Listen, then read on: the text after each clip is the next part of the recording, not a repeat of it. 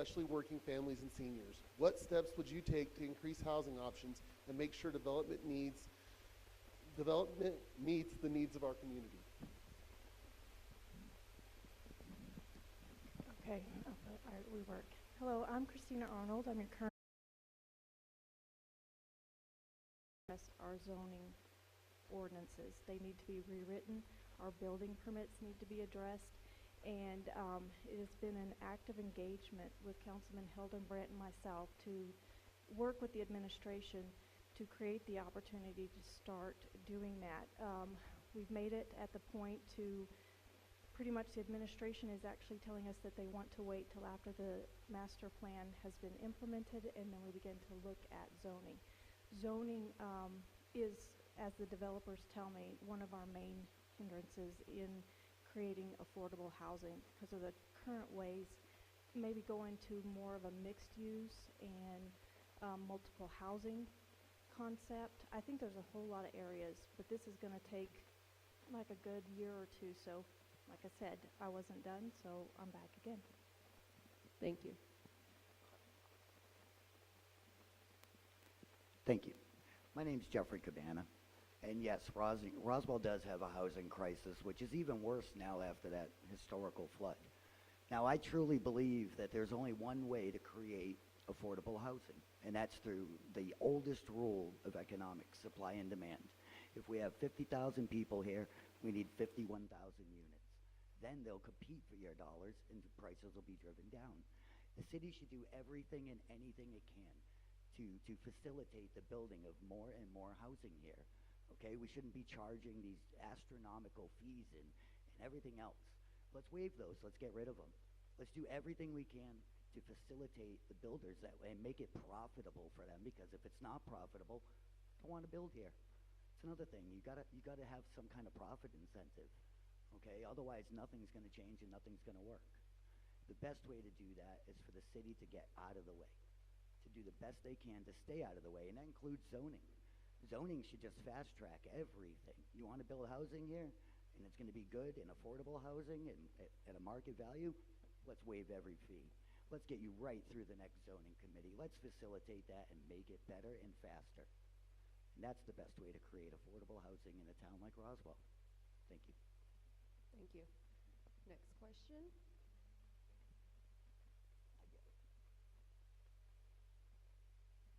From Sonia.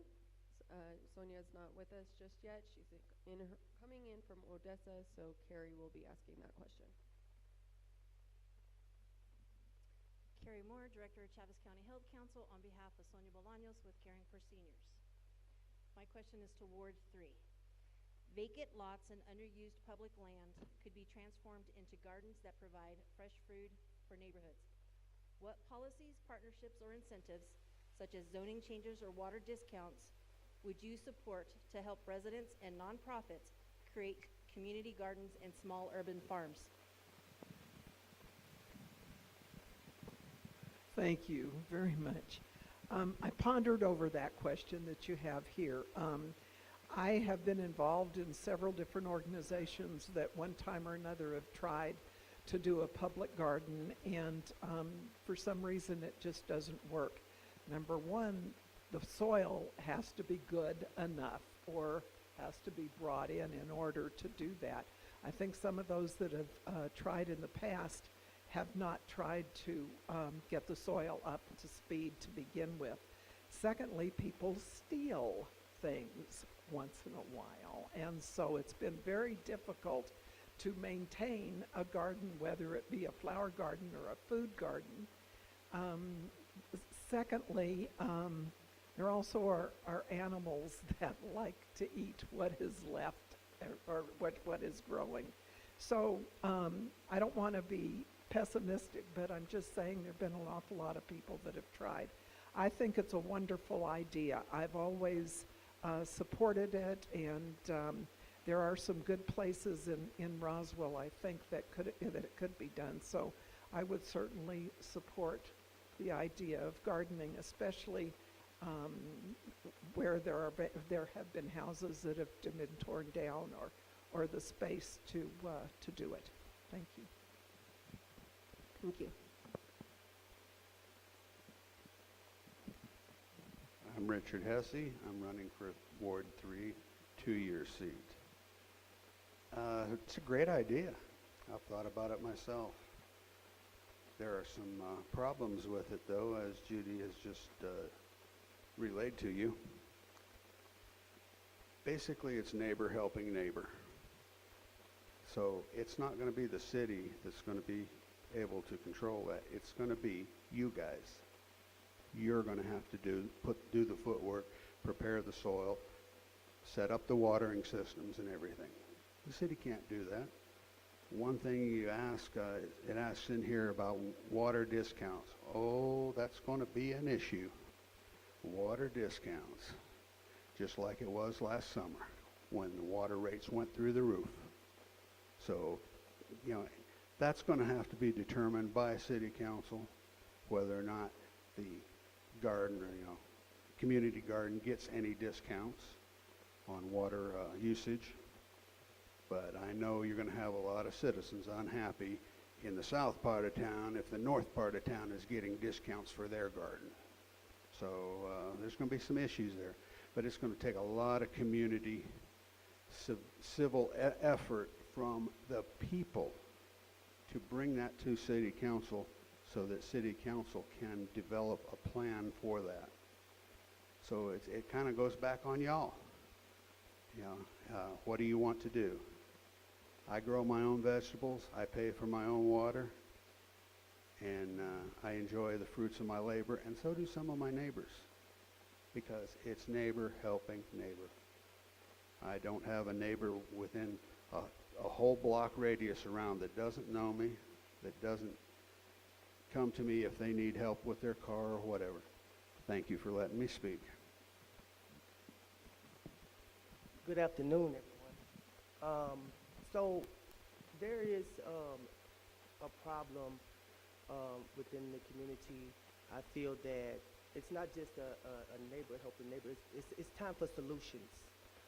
And I feel like with these problems with the water, some of the solutions that we could come up with is that, I see some of these apartments, they pay a bill for their, one of the bills are not doing the rent, but basically. So those are some issues, those are some things that we could look at, things like that, as far as getting people to, getting these renters or these home, whoever you bought your home from, like, or however, I'm sorry guys, I'm a little nervous. But, things like that. I think solutions like that would be good for, as far as reducing the water. Maybe that's a bill that some of us may not have to pay, or maybe we can get some money back on those bills. I think those are things that we need to focus on. And as far as when it comes to gardening and things like that, we can come up with community things like, community together, where we all come in together with the community and go fix some of these things. It's not just about the soil, it's what you do with it. Everybody can get out there and till it and do the things that we have to do as the community in order to do that, to fix some of these issues. So I think that, these are things that we can come up with solutions as far as that, because right now there's a lot of problems. And I think that right now we need to come up with solutions. And even if paying a bill or reducing it, like I said, we could do things like that, just to help the community, because right now it's a community crisis, not a person crisis or a neighbor crisis. It's a community crisis together. Okay, moving on. This one will be Jeff's question. And Tiffany. Good afternoon, everybody. My name is Tiffany Bailey. My day job is I work with Molina Healthcare as a community engagement specialist, but I'm elbows deep into the Chavez County realm of helping out people. So I'm a part of 100% Chavez County. I am on the board for Chavez County Health Council. I'm on the steering team for Chavez County Early Childhood Coalition. I'm with Many Hands. And I'm also on the board for the alumni, the Roswell Leadership Alumni, and I'm pretty sure I'm forgetting a couple. But getting on to the question, Many residents feel disconnected from city decisions that affect their daily lives. How would you ensure open communication, encourage public participation, and stay accountable in your decision-making as a city council member? So of course people feel disconnected because, they'll hold, open meetings, and the people that do come and speak, have very good and valid points. But most people in Roswell feel like their voice isn't heard either way. Like city council doesn't care what they want. Let's take, for example, when they raised the GRT. 99.9% of the people, I was the first speaker at that meeting. Every single speaker at that meeting was against it. They raised it anyway. Same with the water rate hikes. Oh, there's nothing we can do. We have to do it. No, there is something you could do, and we elected you to do it. Okay, I will listen to the people a lot more. I'm already very familiar with social media. I have over 50,000 followers across multiple platforms. I will use all of that to reach out to the people. And not just that, many of you in this room know me because I attend tons of community events. And what do? I talk to you. I go around and I want to know your feelings and your thoughts. Almost everyone in this room I've interacted with at some point during either an event or a nonprofit or something to that effect. And I talk to all of you.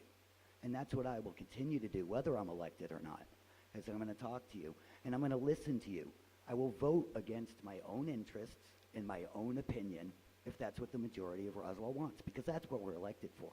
We're representatives. Okay, we don't know better than you. We're not smarter than you. We're here to do what you want, and that's what I'll do. Thank you. Ms. Tiffany, can you repeat the question, please? Of course. Many residents feel disconnected from city decisions that affect their daily lives.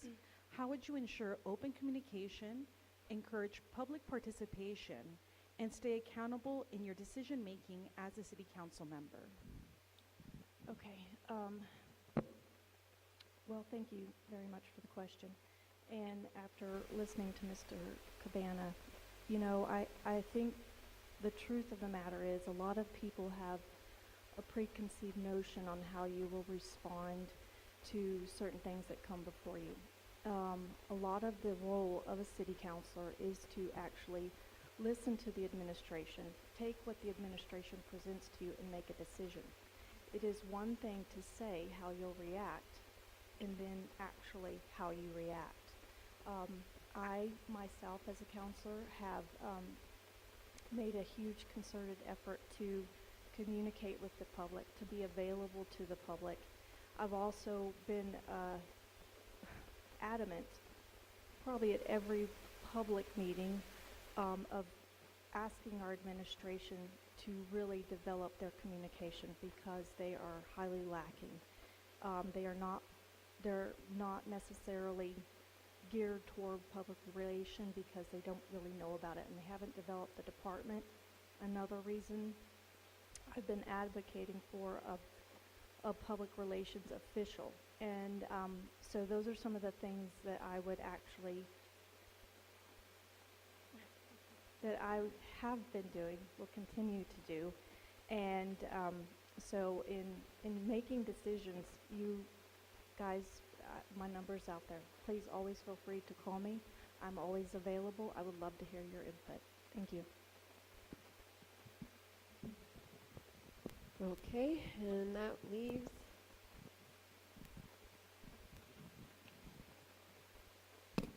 Molly. Hi, my name is Molly Jennings. I am an advocate for the UFO Skate Collective here in Roswell, and also a mother of 2 young kids who are hanging out over there. My question is, a vibrant community depends on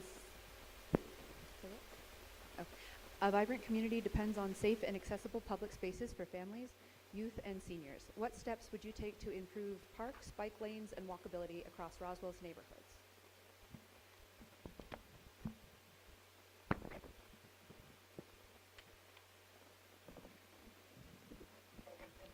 A vibrant community relies on safe spaces. Wow. What steps would I do? I would hire some more police officers, improve the damages to the public facilities that we have, And I've been riding my bike all over the different flood zones and everything and seeing the damage to the Spring River Trail. Some of it's getting repaired. A little bit at a time. They just put in a ramp over there at Sycamore where it comes into the bird sanctuary.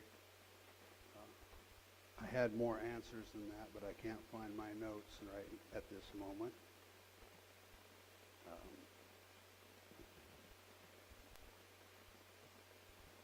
Basically, improve all our parks, keep them up to speed. We do have a very good park system. And for the most part, compared to other cities in the state, ours are crime-free for the most part. We don't have a problem with all of the needles and everything that many of the other cities do.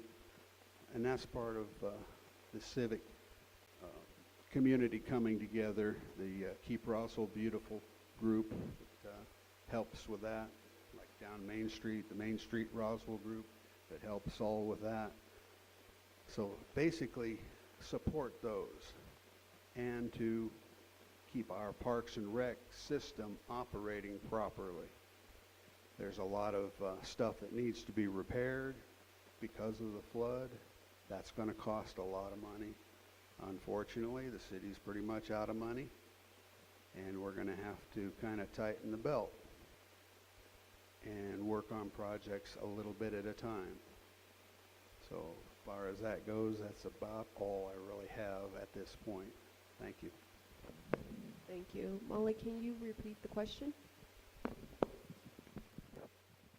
A vibrant community depends on safe and accessible public spaces for families, youth, and seniors. What steps would you take to improve parks, bike lanes, and walkability across Roswell's neighborhoods? Some of the things that I would be doing is putting like more stop signs. I think that's something that we just more signs that actually shows walk this way or walk. I think that we need to as far as keeping our kids safe. So I referee and everything in the community, and I really work within the community. I think that we should, have more security in some of these places. Not just, the police. They have a bigger issue in the town as well right now with some of the issues that's going on in the town. I think that we need more security as far as companies like Securitas and things like that to monitor these places and to be able to, make sure our kids are safe in places like the aquatic centers, places that the kids frequently go. I think that we need to hire more security. And the bike trails, I think that we should put more trails in places that we could, that's more open area where, if there is something going on, that that there could be people that surround. And I think that security is very important when it comes down to our kids' safety and the community safety in the future. And I think that's something that we could do is hire more security, because the police here, they have their hands full right now, with all the things that's going on in this community. So I think that's what we need to do. Thank you. Thank you.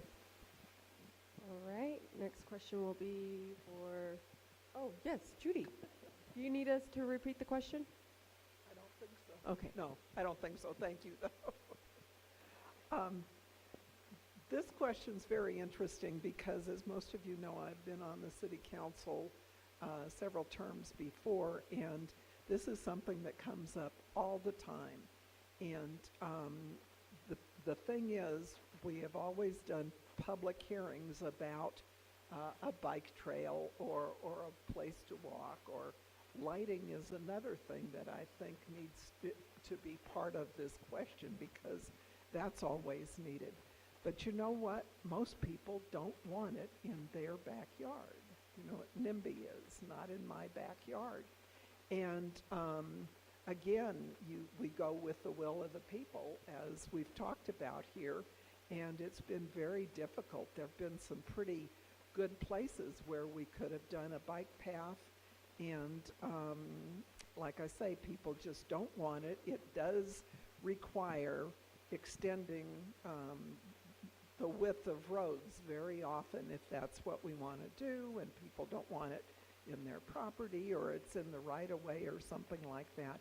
So I would encourage everyone to keep trying because it's an asset that Roswell really needs, and I think is important to the community, to our health, but you have to remember the safety that's involved too.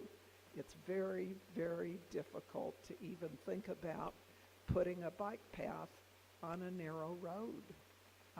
So those are the things, but I wholeheartedly support those kinds of issues if they were possible. Thank you. All right, this question is for Christina. And this question will be coming from Molly. Over the past 3 years, the community has strongly advocated for a new skate park and all-wheels complex, with $450,000 already invested in planning and design. If elected, how would you help move this project into construction while keeping it safe, inclusive, and accessible for youth and families? Thank you. Actually, I'm very excited to answer this question. For the 3 years, I have been right alongside the skating community and starting out with the process. The process is always a long process when it comes to government and implementing things like this. I actually think that we have some really good ground going. Recently, Ms. Geneva assisted and worked with the city to get a grant, and that grant is actually enough to help us pay for different aspects or different phases of the park. It's very exciting because we've made some serious headway in getting this simply because our park is absolutely outdated. There's a huge community. This is a great revenue opportunity. I would say at this point one of the setbacks that we might consider is that many leaders of the council tend to be more concerned about future maintenance. So I think that if I was to say or do anything in working with the community to get this moved forward, I would highly recommend we start looking at partnering with other entities or organizations, or create an organization to ensure that we can actually raise the money to ensure to those leaders that maintenance, funding for maintenance is something that can be done. And it's because that's a lot of the problem with anything. I can't even get Portland Loos downtown because they're concerned about the maintenance. So in getting ideas pushed forward, we have to look at all aspects of what 10 counselors are going to be looking for. Thank you so much. Thank you. Before I begin, I just want to say I do agree with Christina on maintenance. Roswell seems to. I've only been here 12 years, but this town is allergic to maintenance. It's crazy. We'll tax people, build stuff, and then not maintain it. I don't get it. But as far as the skateboarding community, a lot of you probably don't know, I was and still am a skateboarder. I still wear DCs, okay? And I grew up in the skateboarding community starting in the early 90s, probably 1990, 91 when I got my first skateboard, to my mother's peril. You know, she definitely didn't enjoy watching that. One thing you probably don't know is how embedded alien culture is in the skateboarding community. The first 2 Tony Hawk video games had Roswell as a secret level. I mean, we could easily get them here, and people like Geneva have already brought, internationally famous skateboarders here. I believe that the way to solve the maintenance problem is if we build the skate park that we have the plans for, we'd be able to have competitions here. And we'd be able to get some of the biggest skateboarders in the country and in the world to come down here because they would love to visit Roswell. Every one of them would love a reason to come here and spend a weekend. And you know what they bring with them? Money.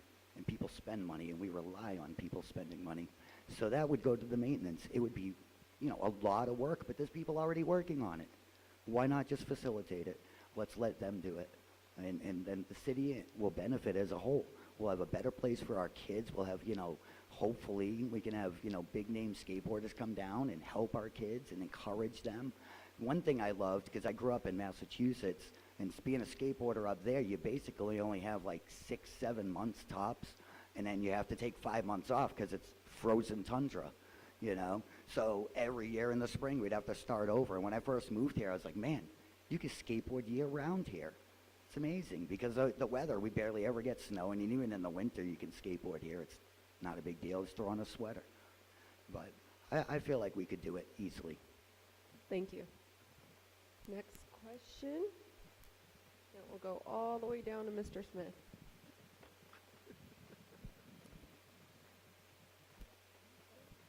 Next question will be coming from Tiffany. The city of Roswell received millions in opioid settlement fundings to support addiction. I apologize. Let me restart this. The city of Roswell received millions in opioid settlement funds to support addiction recovery, prevention, and community programs. How would you ensure these funds are allocated transparently and used to directly benefit the residents and communities most affected? Great question. So, as I've worked in the psych wards here in Sunrise before, and just seeing the recycling of the patients there, and and they just go out and go back and do the same thing over and over again. So, and it's creating a homeless population as well here in Roswell. I think allocating those funds in rehabs would be good, because I think that, giving them somewhere to go after they leave a facility like that, I think that would be good for them, being able to invest in rehabs here in Roswell, that they can go in after they get clean, and after they have done the psychological evaluation. I think that they can go into the rehab and better help them in that type of with the after effect, because I think we're kind of babying the problem a little bit. I think we should come up with a solution to actually help them to get over that addiction and help them get over those things that they're dealing with, mentally, psychologically. You only can go one half. The other half, what they're going to do when they get out of a place like Sunrise. What's next for them? And I think rehab and rehabilitation and helping them to get better in the aftermath of what they're going through, and what's causing the addiction. I think that's something that we could do with that opiate money is to invest in more facilities here that's trying to help them to get clean, or help them dealing with whatever trauma or issues that they're dealing with. I think that would be the best thing that we can do here in Roswell, and I think it'll reduce some of the homeless population as well. Once they know that they are getting that help. Okay, yes, sir.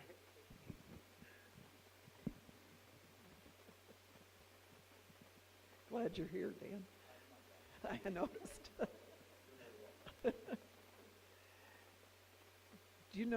Fortunately for me, I don't know a great deal about the opioid problems. I know that Roswell has probably more problems with drugs and some of those kinds of things than a lot of communities do. I think we could debate for a long time as to what those problems are and what we can do about them. But Dan, you promised me you'd talk to me about opioids too. Okay, here he is. Here he is. But, I think the biggest thing you can do, that this community can do, is continue to bug your city council and your mayor and the heads of the departments of the city.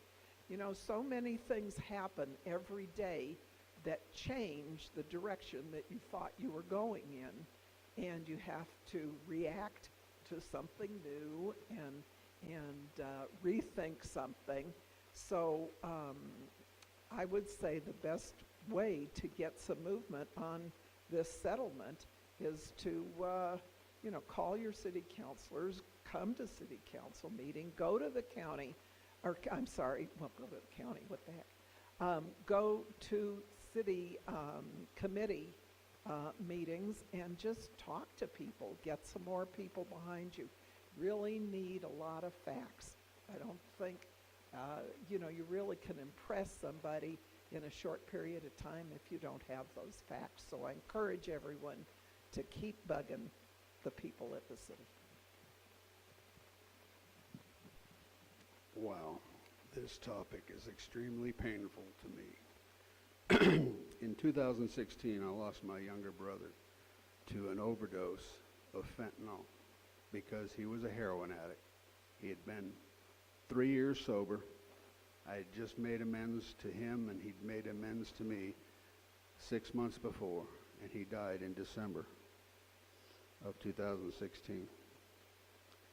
So there's a lot that I would do with this particular topic. Number one, we got all that money delivered to the city. Where'd it go? I want to look at the books. I want to know which shelter, which NPO, nonprofit organization that money went to, and I want to know what they spent it on.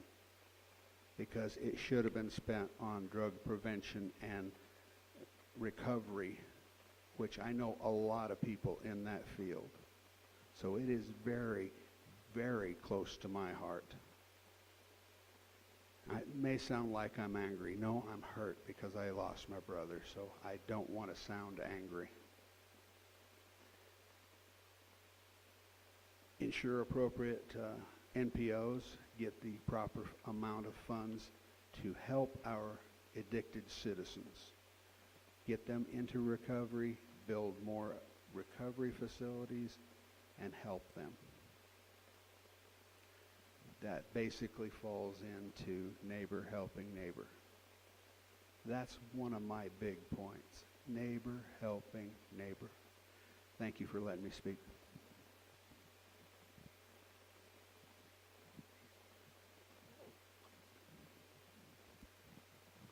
Jealous, they're getting all the good questions over there. All right. Well, Alan is going to give you another good question right now. I bet. Many Roswell residents are frustrated with deteriorating roads, flooding issues, and ongoing maintenance problems. How would you set priorities to make sure infrastructure projects lead to lasting repairs and fair investment across all neighborhoods? So one thing I will give to the city's credit is they're doing a great job at, applying for grants and stuff. It's obvious the city's broke, so the only way the city can get more money is by taking it from you. Applying for grants, both state and federal is a really good idea because it spreads out that money. It's still coming from us and you, but less of it. So this is gonna probably hurt some feelings, but I feel like the best way to approach that is to hire private contractors. They do a much better job. I have nothing against the people that work for the city of Roswell, but they're kind of set up to fail when it comes to fixing the roads. And by, having private contractors come in, we can actually do it way cheaper. A lot of cities across this country do it a lot cheaper by hiring private contractors. And then what you do to make sure that we, because the current problem is we have City Roswell crews out there fixing the same hole 8 times a year. I mean, obviously it's not working, right? So what we do is when we have the private contractors come in, we hold them to a warranty. We pay you once to fix that hole, and over the next year, 2 years, 3 years, whatever we can agree on with them, you got to fix it for free if it keeps coming up, And then it won't cost us a dime. They'll do the job the right way the first time if they know they'll have to come back again and again and pay out of their own pockets to do it. I don't know.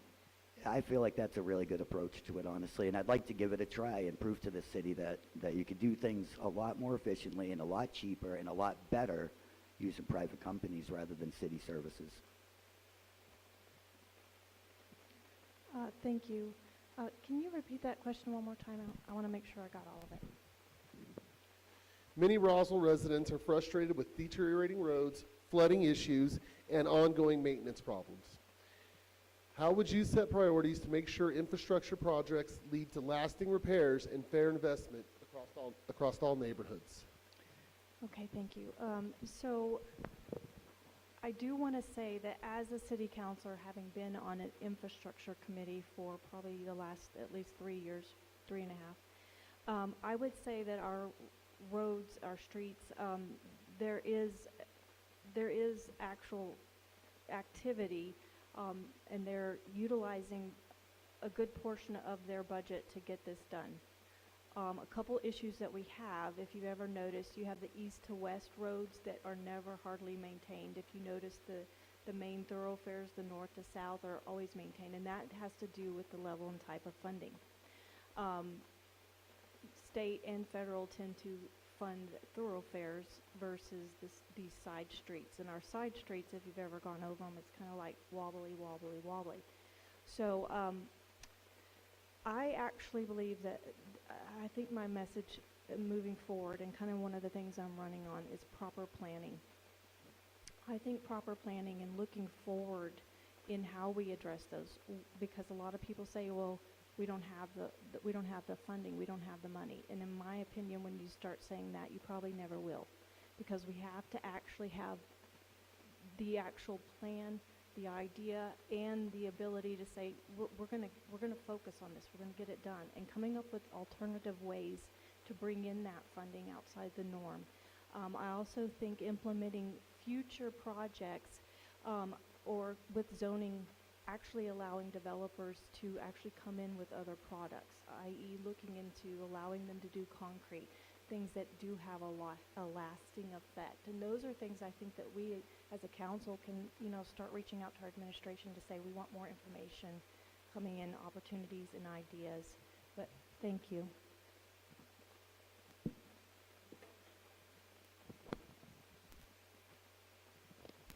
Next question is coming from Sonia Bolaños.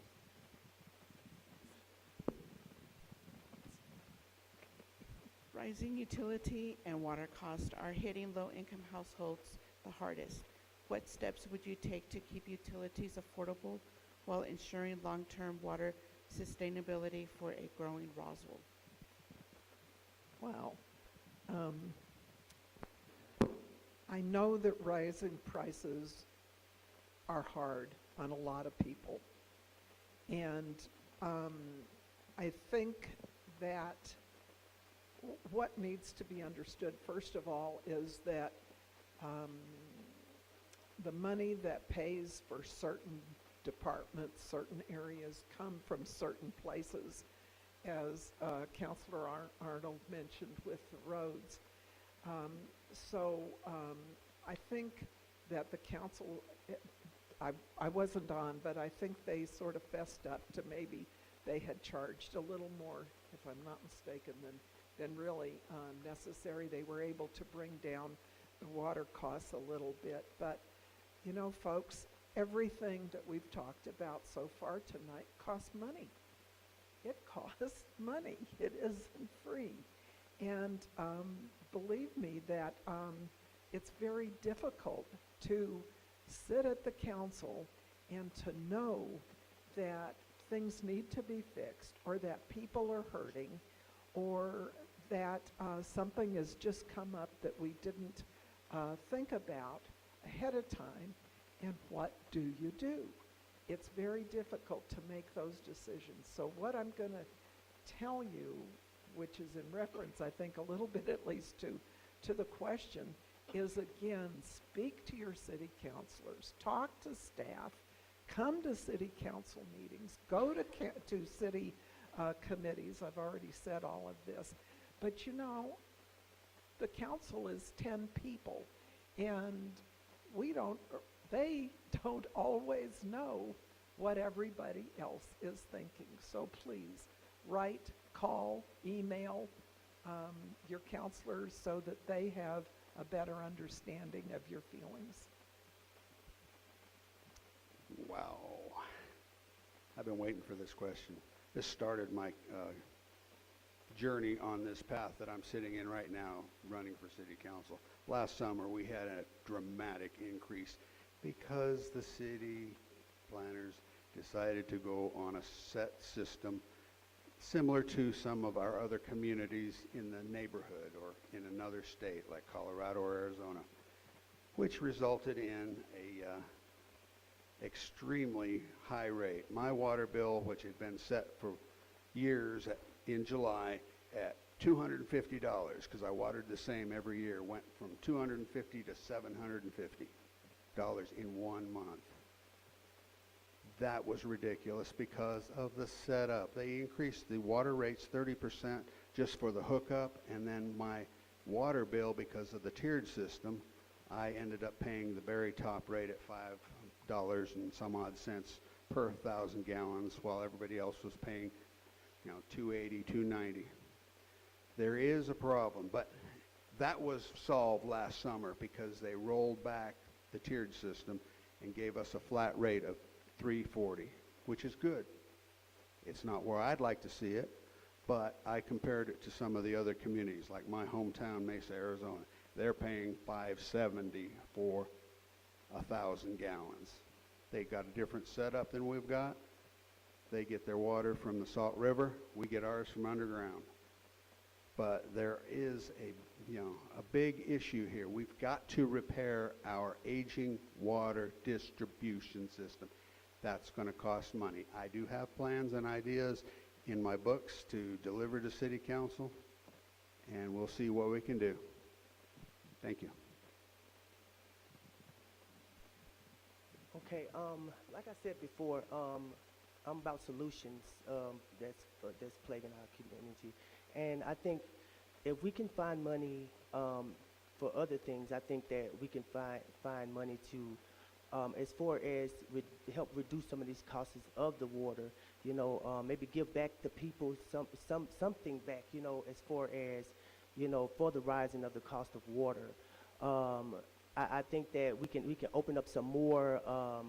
I think we can open up some more channels as far as where the water is coming from. And I think that when it comes down to the rising costs, like I said earlier, like some of the apartments that you live in, they pay for some of these utilities. Maybe one utility that is in the apartment for you, like for example, like they pay for our water. We don't have to pay a water bill for our apartments. So I think like doing something like that for the community, like even if you're living in a home, I think that we should be able to get something back in the community as far as, for that rising cost of our water bill, because it hit a lot of people's pockets. It hit a lot of people, homes and their families when that happened. I think that, as far as us being city council members, I think we should fight a little bit harder to help the people to, get that, make up for that rise in the cost, because I think that really affected a lot of people here in Roswell. And I think we should be able to get, something for that. And I think we should come up with some more solutions as far as opening up more channels. I think we should look into the funding and see where we can find funds from. Okay, thank you. Thank you, guys. Okay, we're going to take one more question, and then Carrie Moore will read the response of Jerry Gino, and then we will go to audience questions. And it goes to Alan.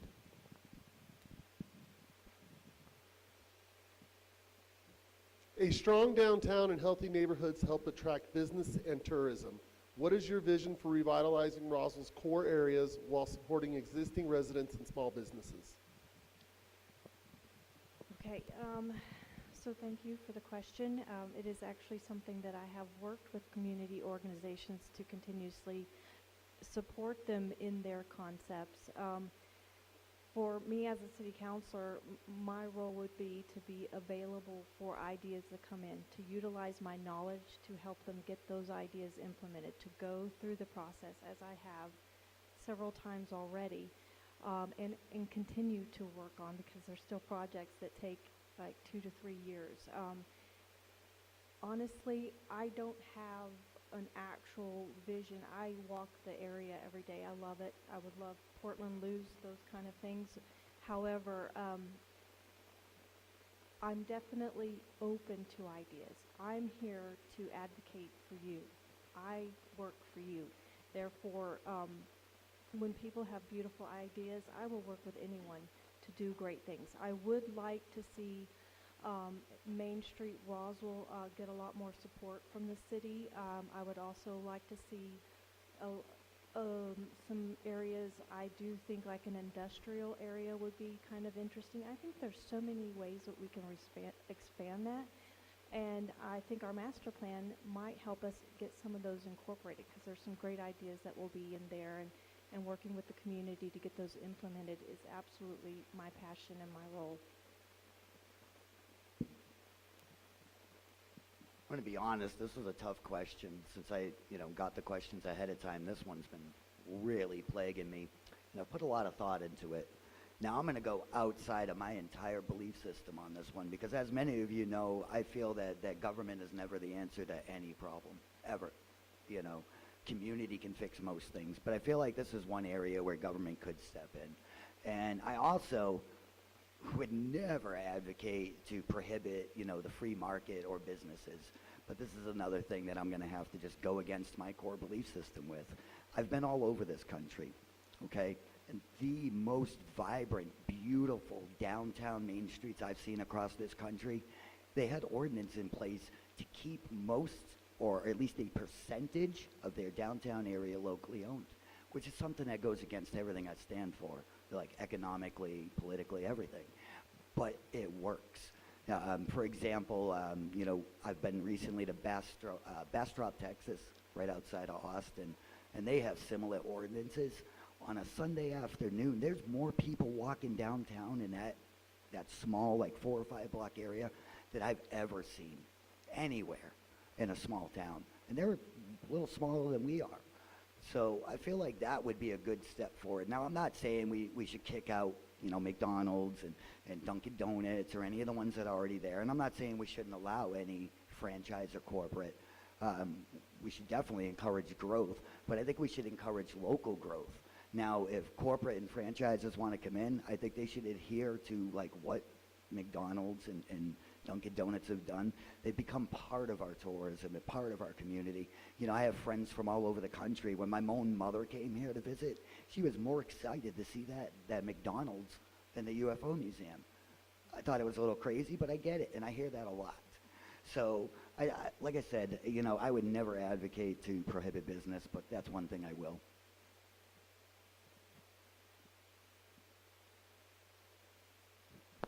Years of being in a band trained me for this. Okay, now we're going to, Carrie's going to read the response of Jerry Geno, who is not with us today.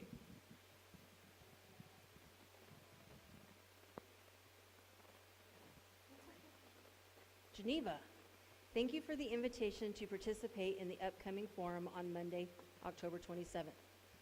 I truly appreciate the opportunity and the thoughtful questions you have shared. After reviewing them, I realize that many touch on areas where I need more information to respond responsibly and truthfully. I believe it's important to speak from a place of knowledge, and at this time, I am not prepared to do that on every issue. What I do know is that Roswell is facing a significant budget deficit, and before we can make promises or pursue new initiatives, we must first focus on restoring fiscal balance. Our water rates, for example, reflect years of deferred maintenance and reactive decision-making. We need to shift toward proactive planning and long-term investment in our infrastructure.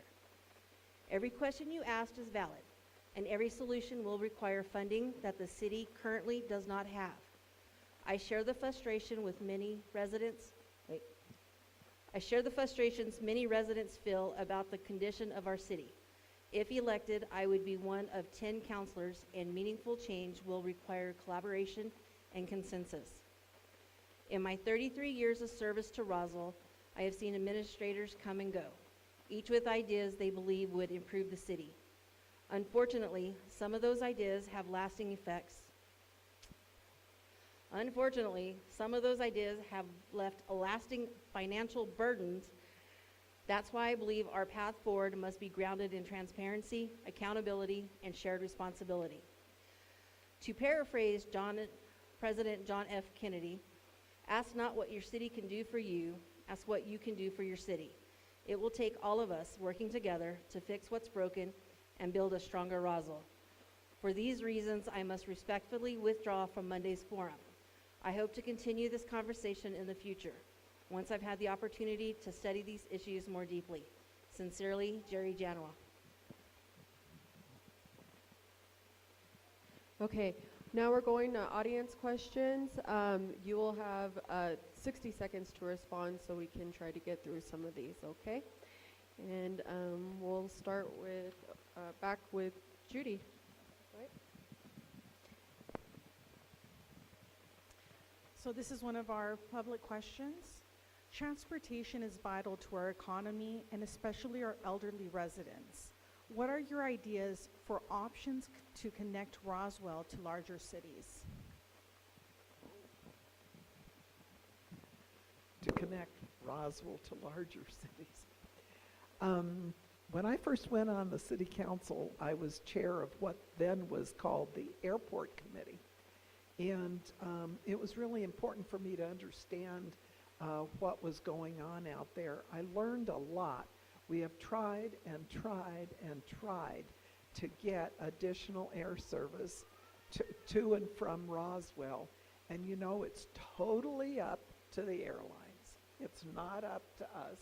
We can do everything. We can put on the show and dance and do everything. But if it doesn't fit in where they want to go or what they want to pay for, it's not going to happen. We've tried.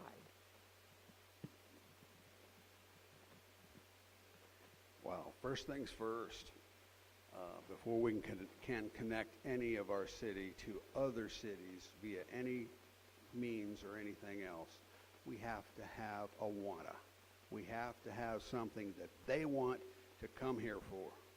We got two things right now, the UFO Festival and now the air races. That's a wanna. We're going to get some more air flights into the city because of this last summer. Then, being military and a veteran, the Veterans Administration locally here has a transport system that works. Wonder why? Because it's based on military, not anybody else. They take them up to the VA hospital, they bring them back to their doorstep. And guess what? They're all volunteers, volunteer drivers. Neighbor helping neighbor. Thank you.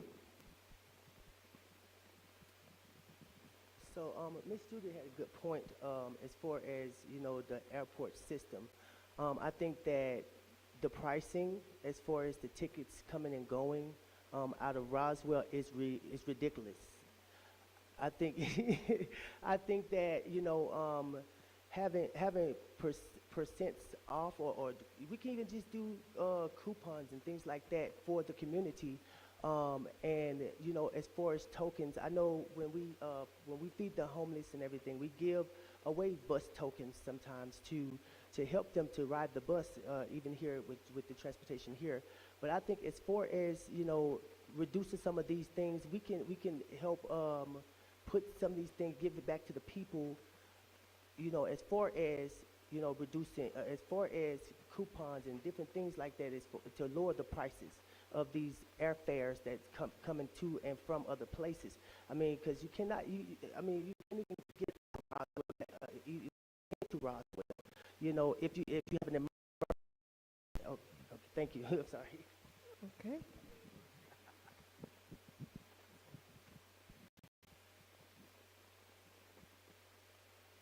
Are we answering the same question or different one? This is also from the community. As a volunteer, it feels like we are often ignored by the city. What can the city do to help us? So obviously the city can't really give any money or do anything like that. And you know, one of the things is like government can't advertise for private businesses. It's a conflict of interest and I get that. But they would definitely legally be able to advertise for 501c3s. That's, oh, sorry, I thought you were talking to me. You know, that's one way the city could help get the word out. The city actually has like a decent page on various social medias that has a good reach. I'd say just facilitate, advertise. Every week I'm out there feeding the homeless, and I share it, and everyone else shares it. But if the city shared it, that could go a lot longer way than just us individually, because the city has a bigger reach than me, even. Okay, please repeat one more time. I get lost in what they're saying, so. As a volunteer, it feels like we are often ignored by the city. What can the city do to help us? Well, it kind of depends on who your city is. The city administration and the city councilors all can kind of determine who they work with. And sometimes you actually have people who are just going and don't necessarily team up with others. However, I would say there's a couple of issues when you're saying you're a volunteer and you want something from the city. We have an anti-donation clause, so that actually comes up quite a bit. Coming in groups and actually working as a collective to create change and to get volunteers or to be part of something that is successful is, I think, something we need more of. I think there needs to be more collaboration with the community to actually work to get stuff done. Also, I would definitely say that Mr. Cabana is spot on. We have a network. We have a network. We need to be out there utilizing it to advertise. Oh, I'm going to get in trouble. Oh no. Karen's coming.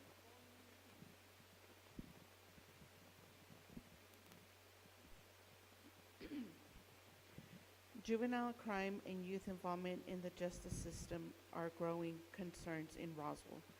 Given that truancy, lack of standard after-school opportunities, poverty, family instability, and community disconnection are often cited as root of causes. What initiatives would your administration use to proactively address these underlying issues?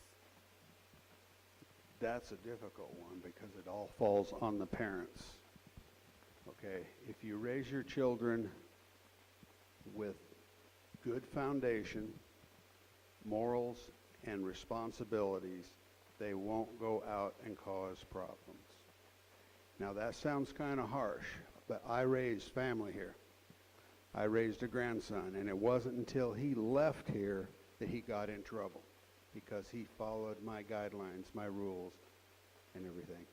So I don't see a whole lot other than bringing in some more activities and functions for young people to keep them occupied off the streets. There's a problem there, security. We've had several different entities here, like a go-kart track that got overrun by little gangbangers, and the police didn't do anything. And so they had to close down. So that's an issue, security. Well, I think the problem is a lack of programming as far as when it comes to our kids. I've been a referee in this community forever.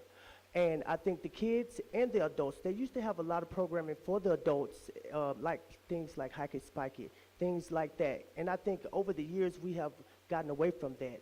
And I think that's what's helping. That's what's helping to, put more crime out there when it comes to the kids. They have nothing to do. And I feel that if we can come in as city council and put in more programming for the community like it used to be, I think that it'll help reduce some of these crimes. Of these kids, they bored. They have nothing to do, and help some of these families within Roswell, because Roswell is a community. They are together, and I think having more functions and having more things to do for the kids will help with this and help the families as well. Instead of throwing the kids away, let's do something with the kids, and as a community. Thank you. Thank you. Oh, could I hear the question again, please? I'm sorry. Juvenile crime and youth involvement in the justice system are growing concerns in Roswell. given that truancy, lack of standard after-school opportunities, poverty, family instability, and community disconnection are often cited as root causes. What initiatives would your administration use to proactively address the underlying issues? Thank you very much. This is where my heart is. And I have to tell you, I've lived here in Roswell for 44 years. And 34 years ago, I created the first and still going after-school program. And it was to address some of the issues that you're asking about right there. I wanted children to have a safe place to be. I wanted to ensure that parents were the ones, or who they authorized, were picking the children up, and that they had good snacks for that afternoon. So I'm very close to what children need and how they work with their parents. And I agree, parents have something to do with it, but I don't really know that it's the whole thing. The other thing I did too was ran an agency that got a truant officer to work in the schools as well. Thank you.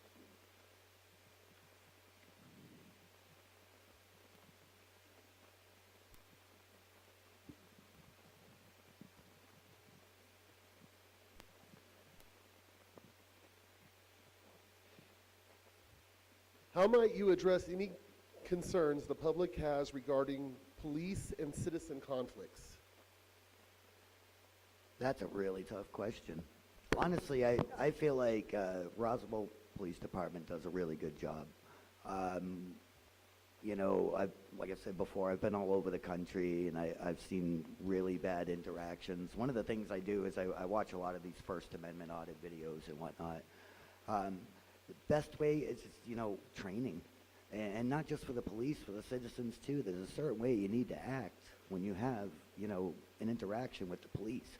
You don't need to mouth off. I remember when I first moved here, I was hanging out with a neighbor and a cop pulled up and they started swearing at the cop. I'm like, what's wrong with you people? I'm not with them, officer. You know? I mean, come on, people. Think with some sense. And I think it's just a little training on both sides go a long way. Okay. Alan, please read one more time for me. How might you address any concerns the public has regarding police and citizen conflicts? So actually, I've had this question several times over the 3.5 years I've been in here. I think that there's a couple things that we could do. I do want to say I commend our police officers. I do believe that they're out there working hard, but I think everything can always be looked at and see how we could do it better. One of the big things that in my work in jail diversion and the opioid funding is a crisis response team. I think our officers need more crisis intervention training to go from the mode of defending themselves to the mode of working with people and kind of understanding where our community is. And I think just mindful leaders that coach them and actually advocate for a better police-community relationship. Thank you.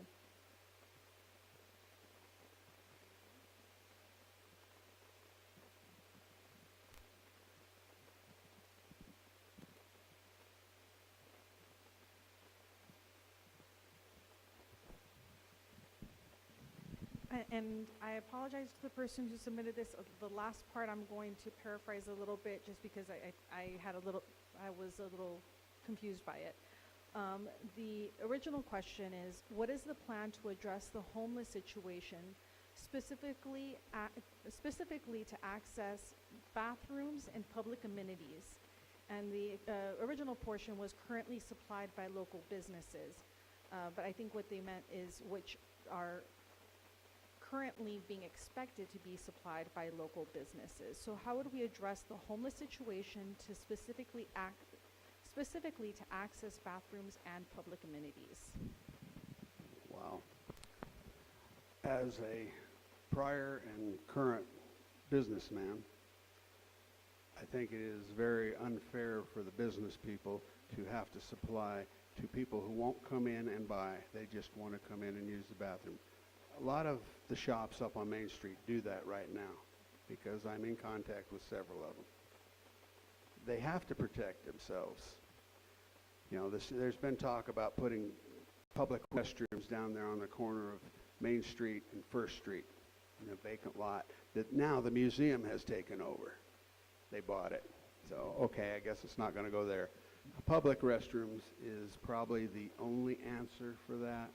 And then helping the homeless out of homelessness. But they don't like the little shelters that we put them in because the shelters have rules. They don't like rules. They can't bring their drugs in. I'm done. Well, I currently right now, I work with Help Feed the Homeless right now. I think as a community, I think we should come out and you know, I'm going to agree with you on this part, neighbor helping neighbor. As far as if we see somebody out there, you know, it's not hard to just lend a helping hand sometimes, just us as a community. I think that's something that we could do as far as the homeless population and you know, just helping our fellow man. But overall, I think as far as putting more porta potties, I saw some of those porta johns outside, and I think putting more of those outside can help, you know, reduce that problem as far as using the restroom, you know, in public places, and maybe, you know, causing vandalizing things. You know, so I think that, you know, these are just simple solutions that we can have to, you know, to help with this. As far as, you know, okay. Thank you.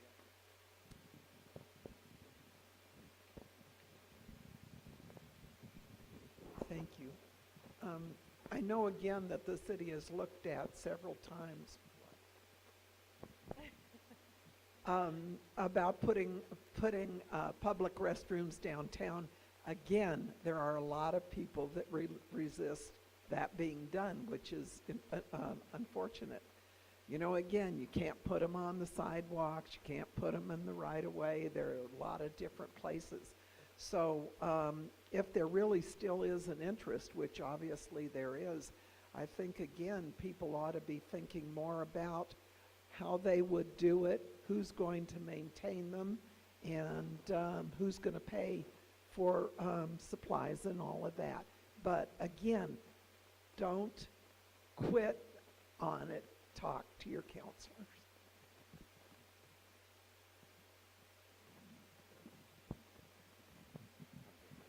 We have time for one more question, and then we will give each candidate a 2-minute closing for them to close out with anything they would like to add.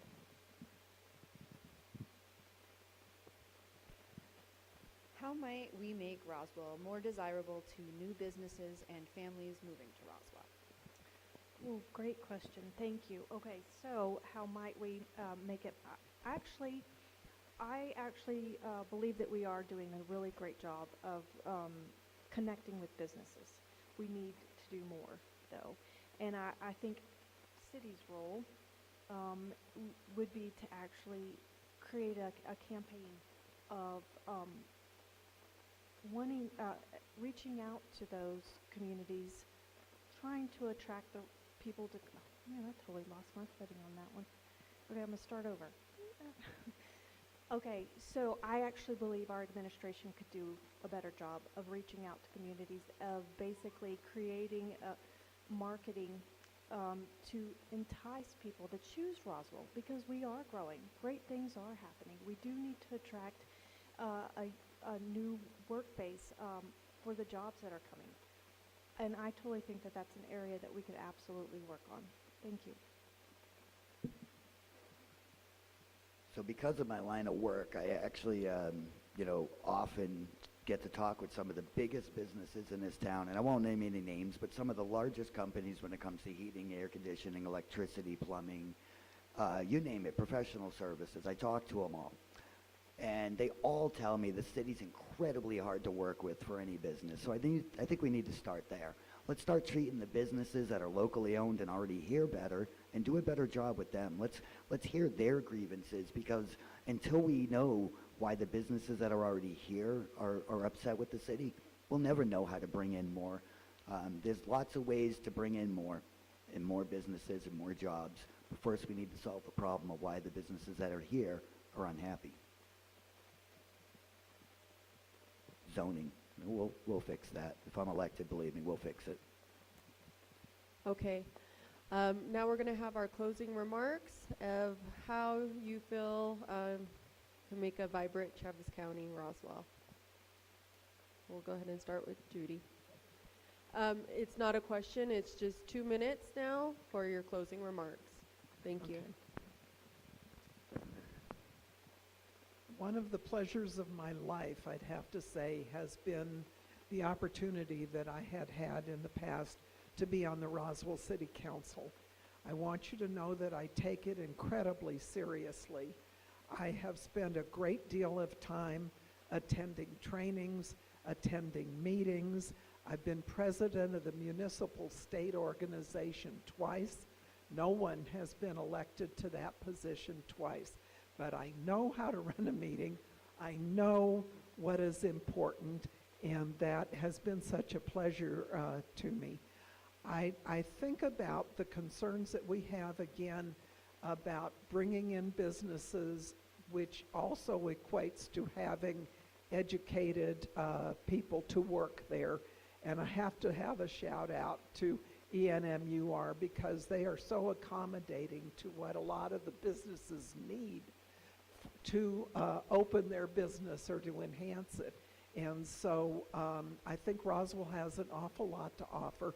I think it's great that you all have been concerned about this and come out tonight, because it does take a village. I hate to be cliche, but it does. And I want to mention just a few things very quickly.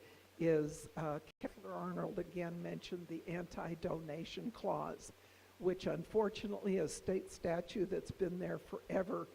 It does not allow us to just give water away or give property away or even reduce water rates for certain people. Unfortunately, we either have to put it out to bid or we have to treat everyone equally, and there's not much we can do about that. The other thing is, when it comes to construction, road work, whatever, you'll have to ask me later. Okay, you can see my name is Richard Hesse, and I'm running for the seat for 2 years.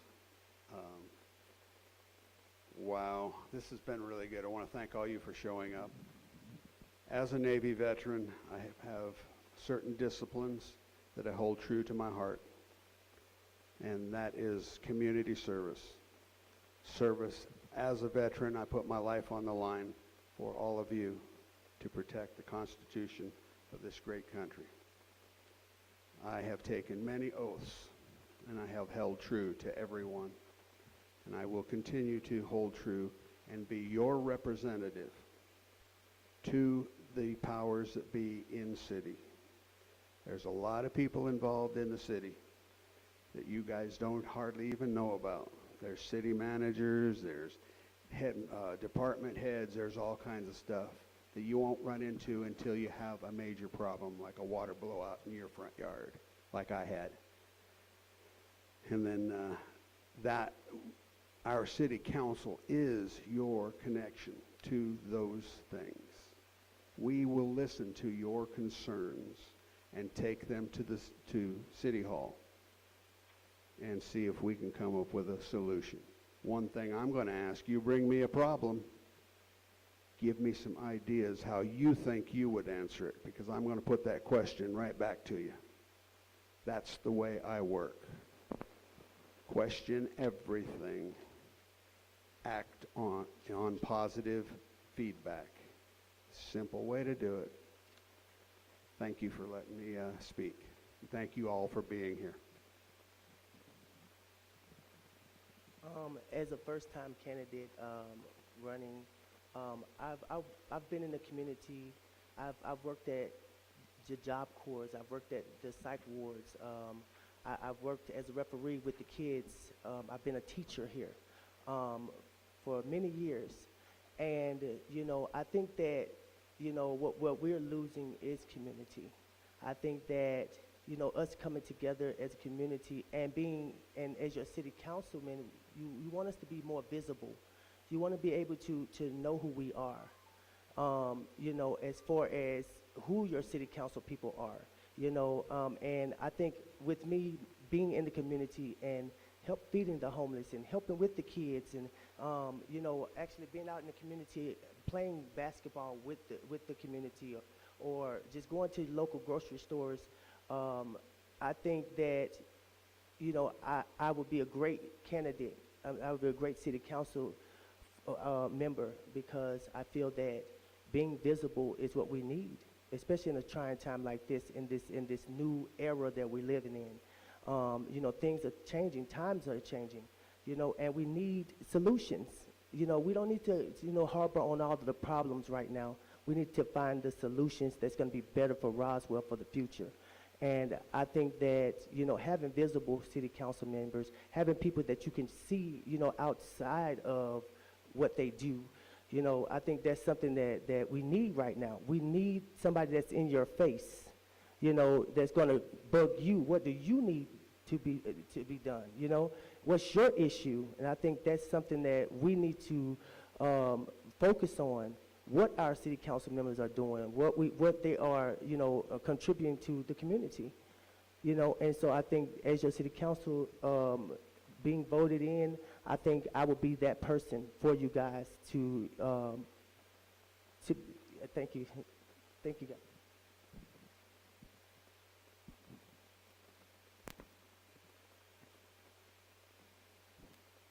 Hello, my name is Jeffrey Cabana, and I was born and raised in Worcester, Massachusetts. I moved here in 2013, not knowing what to expect. And just like at the last forum, and they even put in the Roswell Daily Record, I moved here with nothing. Basically a bag of clothes and a few personal possessions. I didn't have a job, didn't have a place to live. I didn't know a single person here. Now, things are different. I've worked very hard. I met my wife here. My youngest daughter is the first-born Cabana in the entire state of New Mexico. I plan to build a legacy here. Now, me running for city council has nothing to do with that legacy. I want to do this to help the city. I feel like the time is right, and I can do a lot for this city. My hobbies are a big thing for me, and that's what kind of got me a foothold in this community. And it's not just music. I know a lot of people know me from music. I play a lot of shows. I play at the UFO Fest every year, and we play at the Liberty a lot, and we're very well known and respected around town. But one of my other hobbies that I've been very interested in since teenage is economics. I've taken about 8 classes through MIT online in economics, and in the last 5 years, I've read probably 6 dozen books on economics from various authors. I'm a huge fan of Thomas Sowell. Thomas Sowell famously said, historically, every time the tax rate has been reduced, the tax revenue hasn't increased. And that's never been negated. That's the truth. And we need city councilors that understand these things, but also we need city councilors that understand how to be a part of this community. I'm incredibly active. Most of you know me either through my activity with nonprofits and charities and helping out, and I'm the kind of guy you could call and I'd come pick you up and help you change your spare tire. Anything you need. I'm also well known for music, but the thing I'm known most for is just giving to my community, and I want to continue to give to my community, and that's the reason I want to be elected. So, one last thing, I will donate all of what I make.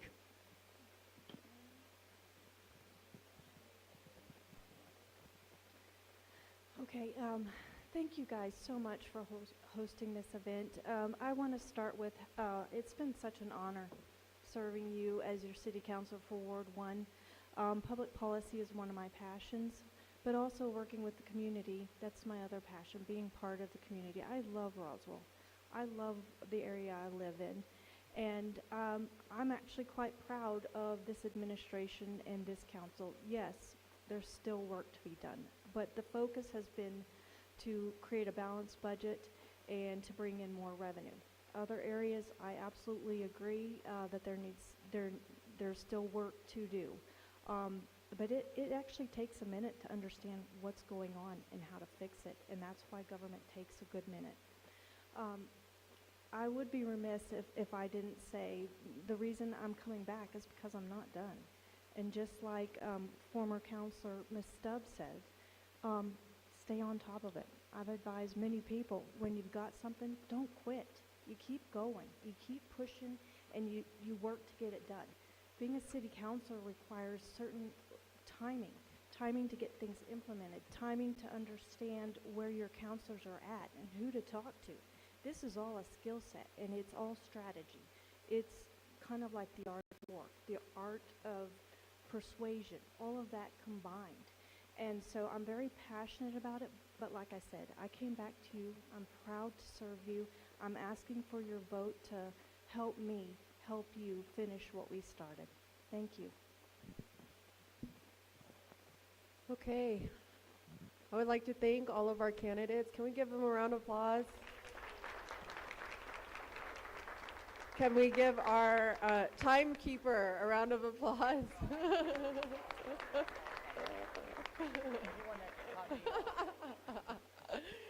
And then also my panel and Carrie with the Health Council. Could we give her a round of applause? Thank you. You know, this forum was set up to give the voice of you in the audience. I know there was several questions that were not asked. I plan on getting all of those questions combined with tomorrow's questions. Please come back tomorrow. Tomorrow is Ward 4 and 5 and our mayor candidates. So same time tomorrow, same game. And then I will combine those questions that were not asked and make sure that whoever is elected has all of those questions, because this is the concerns that you guys are bringing to them. So I want to thank you all for spending your evening with me, and hopefully we'll see you tomorrow. Thank you.